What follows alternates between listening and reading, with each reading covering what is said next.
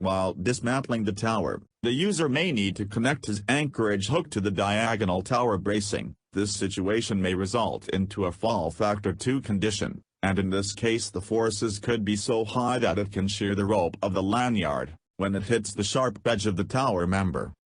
The retractable twin lanyard Micron is selected since during the fall the webbing is quickly retracted, hence reducing the fall distance, as well as fall arrest force.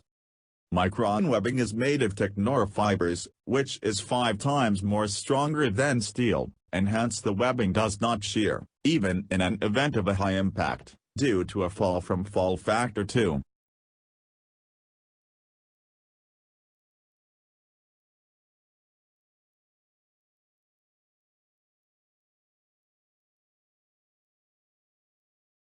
We can use a Micron. For the first user to climb the tower, the first user can now connect the polyamide anchorage line, and then the rest of the workers may climb the tower, using a rope grab fall arrestor.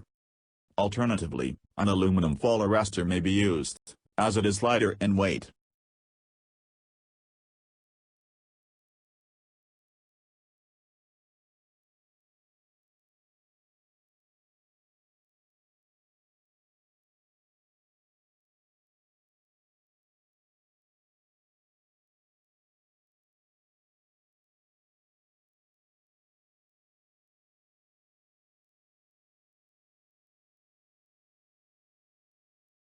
Dismantling a tower needs the user to work at uncomfortable positions, which may result into a loss of balance, and eventually a fall. The primary objective is fall prevention. Work positioning helps the user in maintaining his balance at work. A work positioning lanyard, thus, is of prime importance.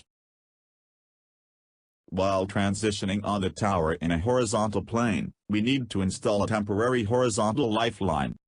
A polyamide rope lifeline with crossover mobile anchor points is a good choice. The lifeline can be looped across the tower, with mobile anchor points at each tower leg, connected with the tower leg using a sling. The mobile anchor points are crossover type, and the user can cross the anchor point, without having to disconnect from the lifeline.